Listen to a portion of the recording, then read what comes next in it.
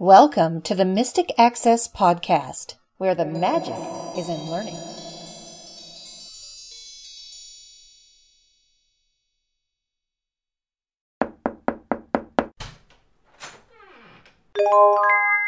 Hello, everybody, and welcome to this episode of the Mystic Access Podcast. She's Kim. He's Chris. And we are going to address an email from a listener. Yeah, thanks, Ray. This podcast is just for you and for everybody else who's interested, of course.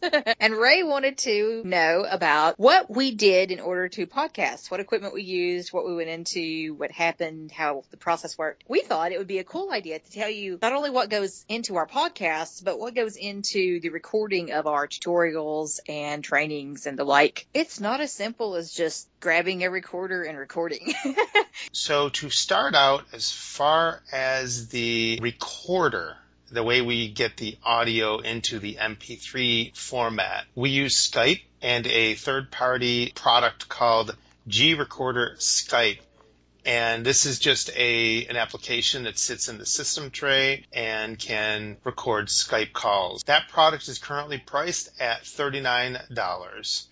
And you can record pretty much as long as you want. I know we've recorded hour and a half podcasts with it without any issue. Doesn't it change files at some point as you're recording? It does. So if you're recording and you think that you didn't get the entire podcast, look for a file with 1, 2, 3 appended to it, and those will be the files that you would need. And does it list it by date? Like, how do you know how to find the file that you're looking for? It lists it by date, and it also puts the Skype ID of the person that you are talking to. Nice. So I assume when you install it and authorize it through Skype, which of course Skype is a free application, or at least in the sense that we're using it as a free application. We don't have any kind of Skype credits or anything to call one another. And it's just easy to speak Skype to Skype in terms of the way that you and I record calls and the way that we've recorded with all of our guests thus far as well. That makes it very simple. I assume when you download and authorize this application that it creates its own folder with recordings in it? It does. It's in your documents folder, and it's called G Call Recorder. Nice. So it's pretty logical. And then you go in and you find your Skype ID because it's authorized by Skype ID, and it's authorized for up to 10 computers.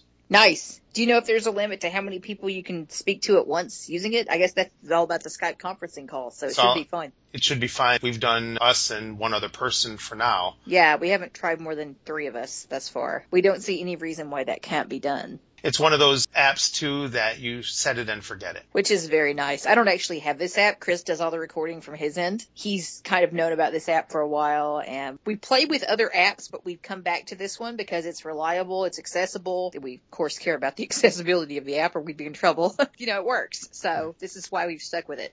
And one neat feature of it that people don't really know about, you can configure it. It's called a G-Recorder for Skype, because it can connect to your Gmail account, or you can configure a Gmail account. It can automatically upload your Skype recordings to Gmail so that you have them in case your hard drive crashes or whatever. And it saves as WAV or MP3, or how does that work? MP3. Cool. Can you set like its bitrate, or does it save in a particular bitrate? It saves at a decent bit rate. I've never had the reason to change it. Mm-hmm. Yeah, I mean, you guys can tell kind of what our calls sound like, so it gives you a pretty good idea of what the product does in terms of sound quality. Mm-hmm. So, yes, that's good. To edit the podcasts, I actually use Studio Recorder from American Printing House for the Blind, APH. This is an accessible sound editor that I really like because you can flip through. It has phrase detection, so you can flip through with your up and down arrow keys and kind of skim through the audio recording, and it's designed for speech. And you can get really, really tight with phrase detection, too, in terms of editing out certain things that you don't want in there, which is cool. Right, like ums and ahs. Yeah. Stuff like that. It seems to be a very easy peasy way to go. I use a different editing solution for everything that I edit on this end. I use Goldwave, and I have since 2011, I believe, which is $50 for a license. And I've just always liked it. I I guess I'm used to it, and it does a lot of cool things. You can add in plugins, and I have some reverb plugins in mine, and just really enjoy the simplicity of utilizing it. There's some really good keyboard commands, so in that sense, it's very accessible. I just like it. I like its simplicity. I like its ease. The menu structures are quite easy to follow. For those of you who have asked me to do a tutorial on it, however, that probably is not going to happen, for which I apologize. I feel like I know enough to be dangerous and know enough to know what I'm doing, but in terms of teaching it to other people, I really don't feel I'm necessarily qualified to do it. There have been some really good ones done over time that I found online that have proven useful, but I'm not sure I'm the person to actually do a full-fledged tutorial on it. However, if you just sit down with it and begin playing with it, it's relatively simple to learn and figure out, but you do have to do some playing and some experimenting to really figure out what all the bells and whistles do. But it's a really nice product, and I thoroughly enjoy it. The support has been great when I have needed it, and you can recover your key if you lose it, which I did. That worked out well when I was trying to get a new computer configured. It has a lot of pluses, and it was one of the best $50 investments I've ever made. And you can control it with your feet. And you can control it with your feet. Yes, we'll have to find the link to put into this podcast, but we recently received an Infinity foot pedal, which both of us have now, for the upcoming transcription of the Braille Note Touch tutorial. Because I was saying I really want a foot pedal because I have carpal tunnel in one of my wrists. It just pays to get something that'll keep me from having to like move my hands across the keyboard 50,000 times. And this is a really nice controller. I think it was $60, but we'll find out and put that link for you in the show notes as well, so that you will have that. Of course, as always, we're going to link to all of this stuff in the show notes so you can check out anything that interests you. But with Goldwave, yes, you can hook this up. You can program it and get the pedals to do what you want. In the case of the one that we have, it has 3 pedals, 2 smaller ones on the side and a great big one in the middle, which is generally used for play pause. I use it for play pause. And I had to use Windowize to configure the usage of the pedal. I could not figure it out with NVDA, but I did get it figured out. Chris helped me through the process of figuring out where the heck I was going, and I did manage to easily get it configured once I was in the right place and doing the right thing. I think it's going to be a really great tool. It just plugs in through USB. I think it's going to work out great. Well, it's going to work out great because one of the things we failed to mention, too, is you did mention your carpal tunnel and going all across the keyboard. And you can sit in Word and do the transcription or start typing, and if you miss something, you just hit the foot pedal to rewind a little bit, and this way you're not alt-tabbing to Goldwave, rewinding, alt-tabbing back, and possibly forgetting what you're transcribing. Yes, and then by the time you've gotten back into Word, you've totally forgotten where you were and what you were doing, and you're all frazzled. I remember that when having to do some transcription for the Stream tutorial last year, and it was hell. And I do not ever want to have to go through that again. This time I was bound and determined to find a foot pedal, and this was a $60 solution that works really well. And I also must add, it's very well made. It's really sturdy. It's got like a rubber surface on the bottom to keep it steady, and it's made out of some kind of steel or something, and it's very well made, well designed. When you put your feet on the pedal, it makes a little audible click. And you don't have to exert a lot of pressure. It's just a very nice thing. So if you're interested in a good transcription pedal, this Infinity is something we would highly, highly recommend. And we'll put the direct link to the model number, which neither of us probably remembers at the moment, into the show notes for you guys. You can also get a bundle package with NCH's Express Scribe, which is a very accessible transcription package. And you can use the foot pedal with the Express Scribe product. Yeah, that's really cool. Chris did that, and you're kind of enjoying playing with Express Scribe, aren't you? Yes, because I'm not using Goldwave, and Studio Recorder does not support the foot pedal. Yeah, unfortunately. I know NCH has some controversy surrounding it. We know that from personal experience, but I also must admit many of the products they make are very accessible and work very, very well. So, absolutely. Agreed. And apparently this is one of them. I've not played with it myself, but Chris is liking it so far, which is good because he may end up transcribing me at some point in the process of this tutorial, and I feel for him, but yes. You know.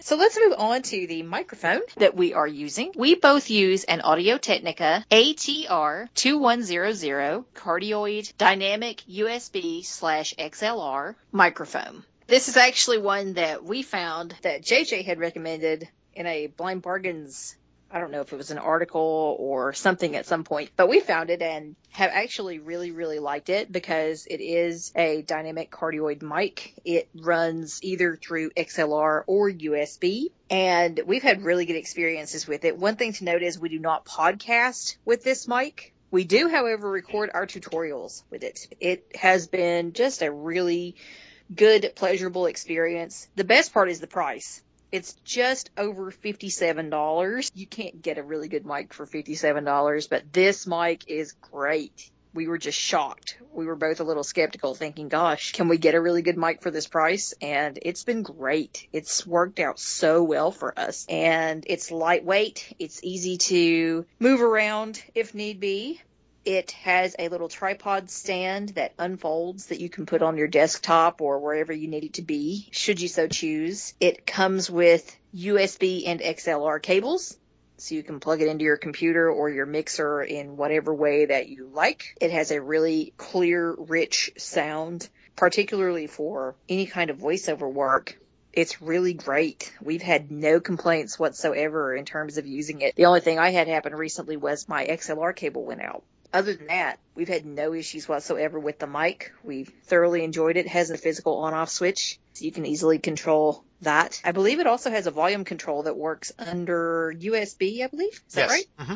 It does. So if you're using it through the USB, then you can use this on-off. It's kind of like a switch. You kind of twist it and hold it, I believe, to change, or you can flick it to change the volume. You can utilize that as well. It works beautifully under both Gold Wave and Studio Recorder and has worked really well with our mixer. We've had no complaints in terms of being able to hook it up and utilize it successfully. So we've been really, really happy with this mic, and it's served our purposes extremely well. Please keep in mind that the prices that we're quoting you may not be the prices that you see. If you go to Amazon right now, we're going to give Amazon links in the show notes. But if you're listening to this around the time of recording, these are probably going to be the prices that you see. If you're listening at a later date, you may see better or slightly higher prices, depending. For example, the Logitech headphones that we use for podcasting, which are the Logitech ClearChat Comfort USB H390s. When we bought those, they were $20. They've moved up to $29. Yeah, that was a really good $20 purchase. We've gotten a lot of good use out of those. The noise cancellation of them is phenomenal. We've been really pleased.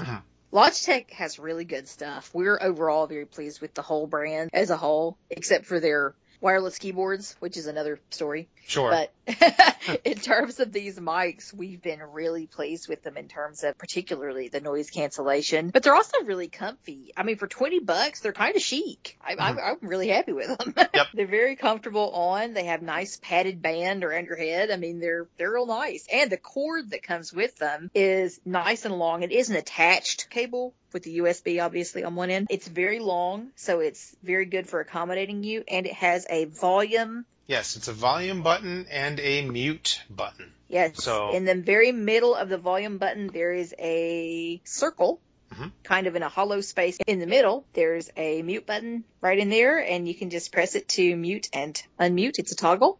And it works great. Yeah, we have a full description of those in episode 100. Yeah, so if you're interested in more info on those, it's a really good purchase for the price. Oh, and of course you can adjust your mic and fold it up and store it easily. The mic on the headphones, that is. Yes. It's very easy to adjust to where you need it to be and to store these. So it works out great. I think the next thing is the Behringer mixer that you currently use. Yes. The mixer that I'm using is a Behringer Q802 USB 8-channel mixer. It's right around $79 on Amazon, so it's a really good price. It has knobs that you can move and also a few buttons that you can press to mute and unmute microphones. So you can put in 2 XLR mics. Obviously, it plugs into your computer via USB. It does have a learning curve because you kind of have to figure out what knobs do what and where you go. And I will admit, I am very green at using it. I know when I hit a volume knob, what it does, and I have to search for the volume knob that does what I want done.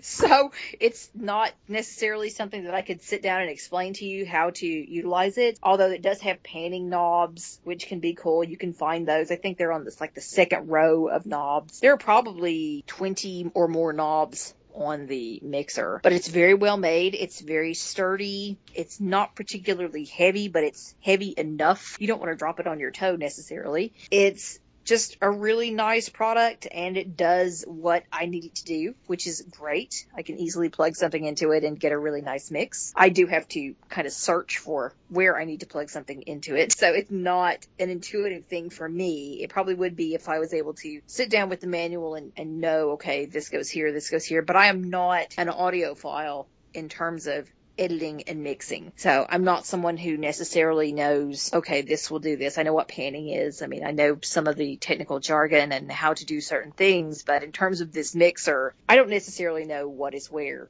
unless I do a little bit of experimentation. But that being said, it does a beautiful job. We had it for the stream tutorial and have used it ever since. And it's just been great. It's served me very, very well for what it does. You can also plug headphones into it so you can monitor your mix, which is also great. And it's just been a good little tool. I've definitely enjoyed using it and hope I get years and years of use out of it. Behringer is known as a very, very good brand. Everything that we're recommending to you today has over a 4-star rating on Amazon.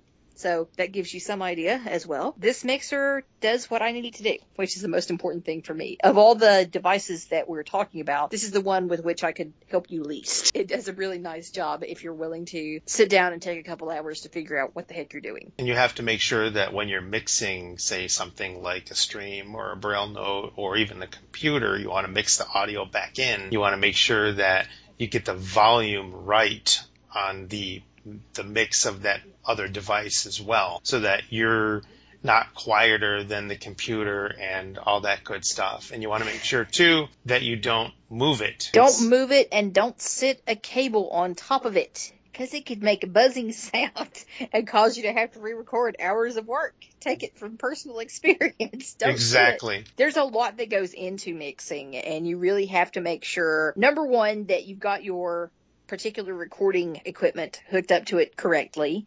Like in my case, I had to make sure Galway was working with it correctly, and sometimes that's like pulling teeth. Normally, once you get it set up in terms of that, it's set it and forget it. You're essentially done. You don't have to do that again. You have to get your volumes adjusted both through your computer and through the mixer. You have to make sure your mic volume is where you want it. You have to make sure you're not getting any strange hissings or rumblings or sounds. You have to keep your environment as quiet and consistently quiet as possible. You have to make sure there's not mic noise or mouth noise. I mean, drinking a lot of water for me is a very big essential in the course of recording, because I don't want to have my morning sexy whiskey voice going on, nor do I want to have any kind of strange sounds coming in that I have to edit out later. I try to save myself that trouble by staying hydrated, and there's a real large amount of factors that one has to keep in mind when in a recording environment and doing a lot of recording. It also really helps, I find, and I don't know if you find this to be the case, even in a podcast, it's really useful to not only minimize your background sounds, but also to kind of rehearse in your head.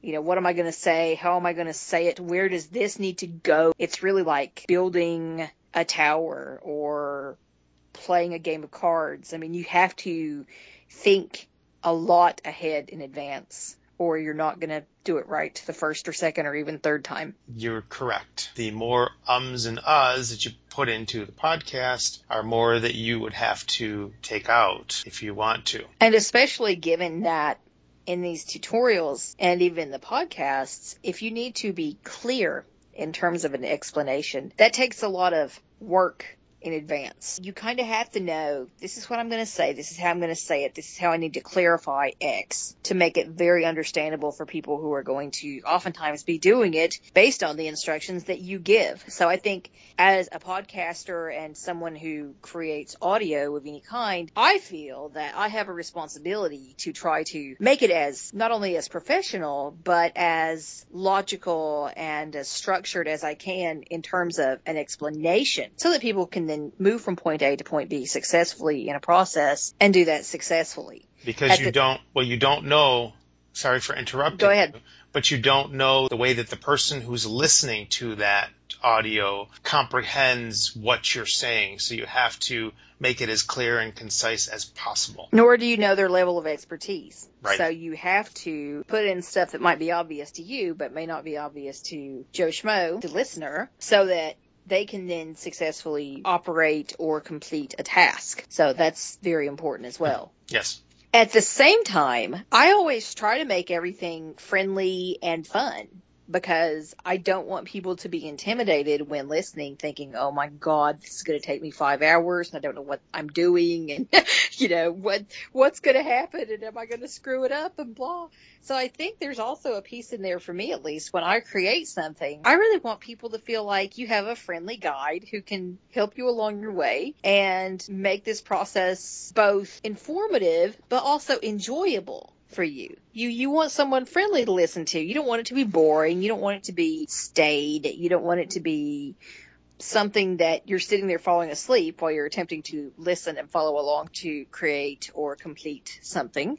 So I think that part's important too. And I think some of it comes down to your personality, what's your personality like, and how is that going to influence any recordings that you make. But I think some of it is just trying to be really consistent with that, at least for me, in terms of that fine line between being professional but also being fun. Yes, and you also have to kind of group things together so that, when you're dealing with a task that somebody's interested in, especially with a 6-hour or 8-hour audio tutorial, you want to make sure that you hit the points all in one section so that they don't have to keep flipping back and forth, go from this section to this section to that section, then go back to this section, and then go back to this section.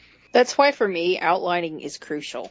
Anything that I'm recording that I know is going to be an ongoing thing and take a long time, be a 2 or 3 or more week project, I am going to outline it first, because for me, once I have a comprehensive outline that I like, that I know, okay, this is what I want, I can follow this, then it's almost like paint by numbers, at least in terms of the structure of what I know I'm going to record. For instance, with the Echo tutorial, I began outlining it thinking it's going to be about 2.5 to 3 hours long, and it turned into a 6-hour project. And by the time I had that outline done, I knew it was going to be a 6-hour project, because I know myself, I know how I record, and I know that I can go on about things and get very, very detailed, and people appear to like that. So that's something that I knew going in, that, okay, because I've done this outline, not only do I have a structure and a really solid framework and foundation to follow, I also know this is going to be a much bigger project than I originally anticipated. And that's 6 hours of edited, or 8 Yes. hours of edited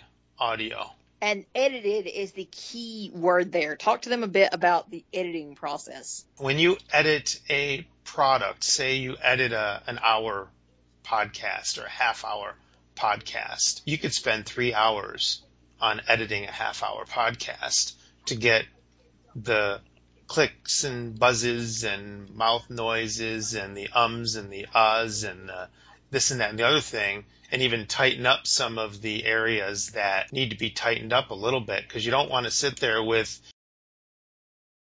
and I did that on purpose, dead space. So you don't want to waste the user's time listening to dead space. Not to mention the actual out-and-out mistakes that are going to be in the unedited material, because they will be there, trust me.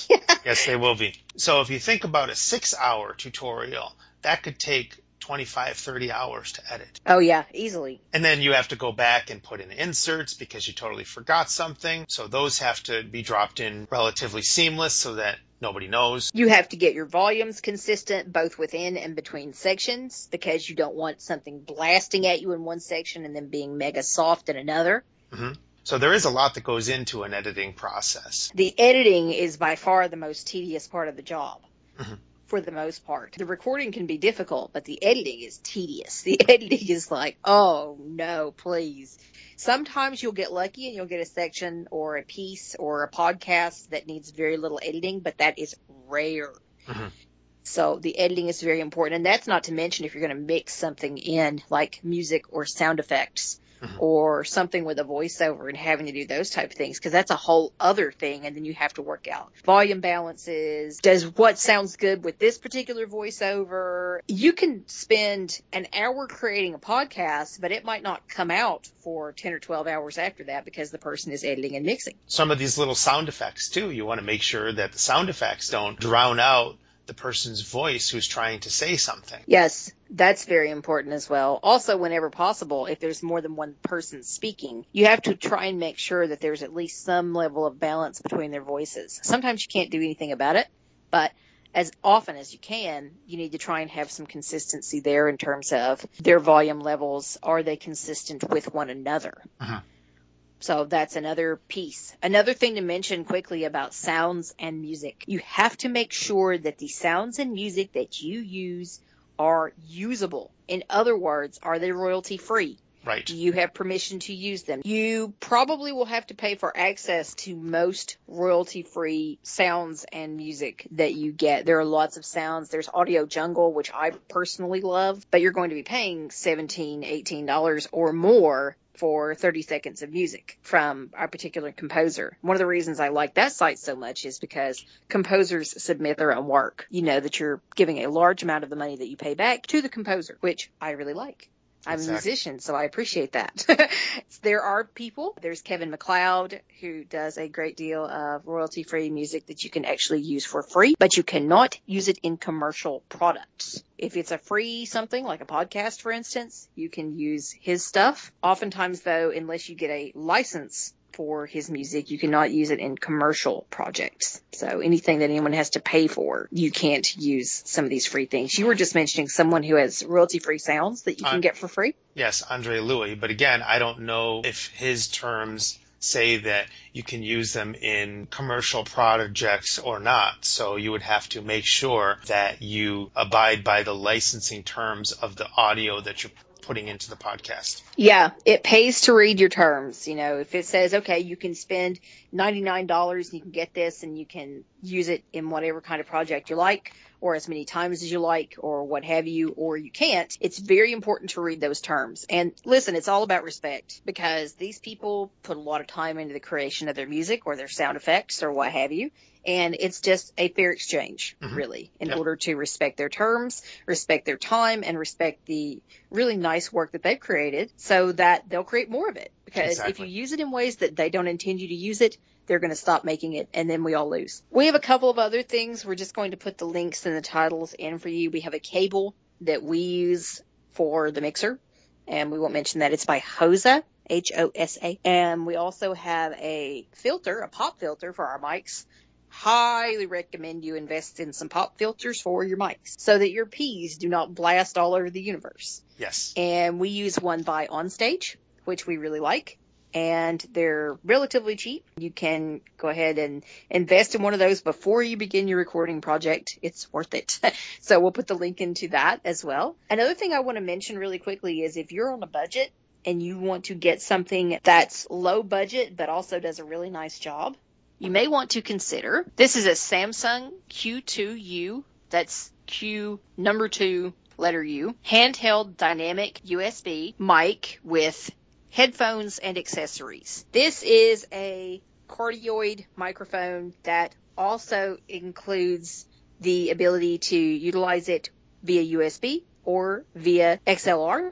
It comes with both the XLR and USB cables. It also has a set of very cheap looking but nevertheless quite effective HP studio monitor headphones, and these are 3.5 millimeter headphones. They have a 3.5 millimeter jack, so you can plug it in and listen to what you are recording. They're also very big. I think they have 40 millimeter drivers in them, so you get a really good idea of what you're listening to, and I've been using those quite happily. They also come with a version of the Cakewalk recording software, if that's something that interests you, and they come with one of those nice little foldable tripod stands. They look just like my Audio-Technica tripod, so you can fold it up and put it into your desk or wherever, and you can use it as a desktop mic very easily. Again, it has a physical on-off switch. For the price, it's $49 on Amazon right now for all of that. That is a deal.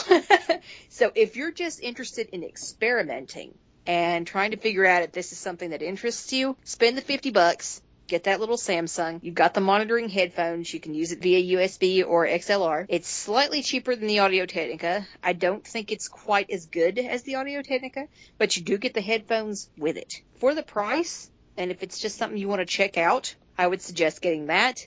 Getting a pop filter for your mic, and if you just want a podcast, get GoldWave. You can use it for free. I forget what the stipulation is on free GoldWave usage. I think it is the amount of time that you can record, but I could be wrong. It's been so long since I've used GoldWave for free, but you can actually record with GoldWave for free. There's also Audacity for Yes. free that you can use, and there are no stipulations to my understanding. But having said that, I have never touched Audacity.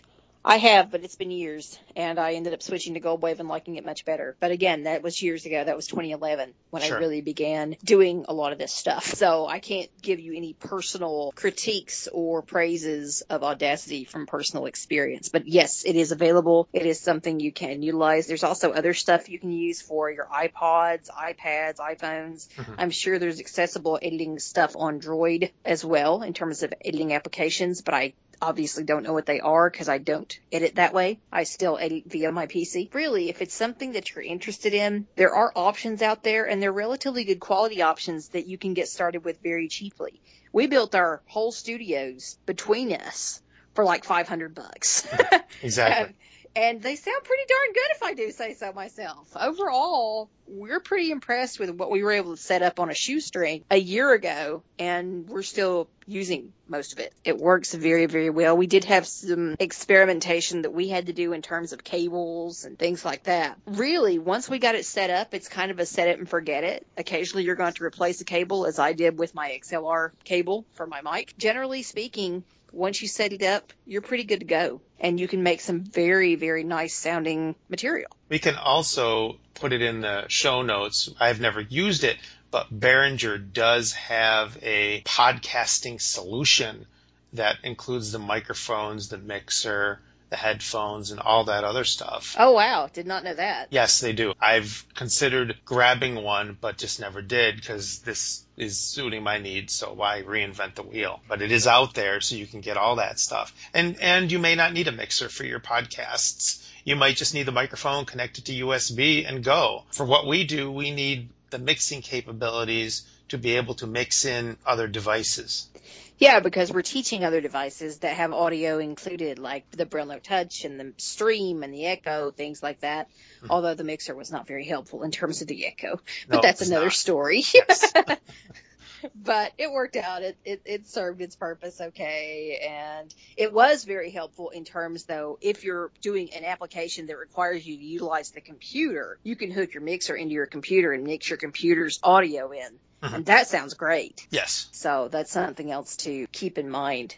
We really just kind of wanted to share with you a bit about what goes into the creation of some of this stuff. It is not a straightforward process. It does take a great deal of time, and that's time that we are happy to spend doing it, but there is a lot of time and effort that goes into making these things sound as good as we hope they do.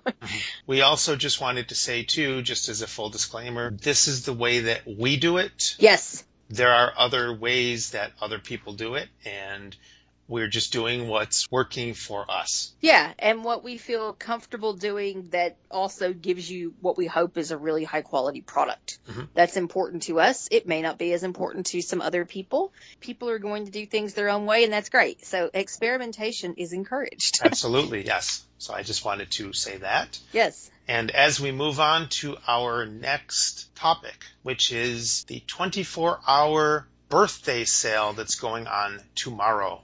Yes, April 11th, all day long, is my birthday. Happy birthday! So we're having a sale to celebrate my birthday. You guys get the present on my birthday. So we are having a sale. Everything is 12% off. All trainings, all tutorials. The only exception to this is the physical products. So the Advantech, the 5 different speakers that we offer, these have not been discounted. Other than that, any of the strictly downloadable tutorials you can get for 12% off, except for the Stream, which we have cut by $25 tomorrow only until probably Black Friday. So if you want it, get it now. Tomorrow only, the 11th, which is Monday, you can get the string tutorial for $64. Yes. And again, if you want anything on SD card, $10 will get you an SD card shipped to your door. So that includes the shipping for the SD card. The SD card will have the tutorial on it. Yes. So this is in celebration of my birthday. We wanted to do something fun for you guys. If you want some really good deals, tomorrow is a good time to get them. And no codes are necessary. Everything is just going to auto magically drop, and the prices will go back up at 11:59 p.m. tomorrow night. So all day, Monday, April 11th, we are having a birthday sale. Yes. Happy birthday. Happy birthday to me.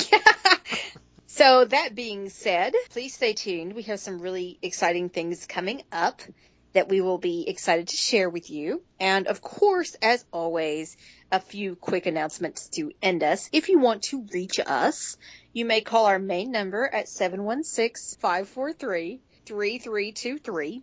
That's the main number. You can leave us comments about the podcast or something you'd like to see covered for future or what have you. Also, if you want to email us, we love hearing from you. info@mysticaccess.com.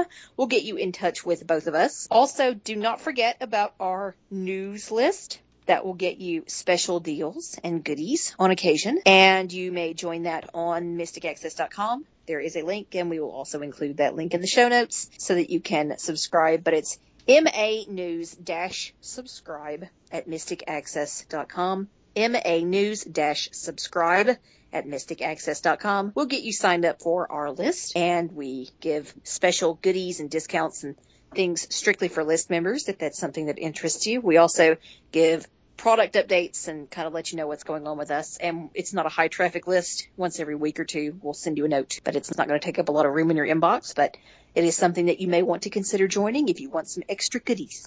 Yes, and we also announce podcasts. We do. This podcast, for example, will go out on the MA News mailing list. So they'll be the first to know about this podcast being out and available for folks to listen to. And also remember, if you have any suggestions for anything you'd like to see, as I said before, please let us know. We'd love to hear about it. A lot of times the things that we start doing or mention, just like this episode, thank you, Ray, are thanks to our subscribers and people who contact us and let us know, hey, I'd like to know about blah. And sometimes we do it. So you could be next. Thank you all for listening to this podcast. Yes, and we appreciate it. We appreciate it, and we hope that you have a wonderful rest of your weekend.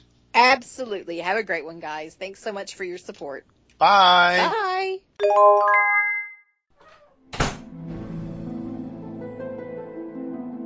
The preceding podcast is a presentation of Mystic Access, where the magic is in learning. To contact us, please visit www.mysticaccess.com. Call us 716-543-3323 and press 2 to reach our Mystic Access podcast comment line. Email us at show@mysticaccesspodcast.com and follow us on Twitter at twitter.com/mysticaccess.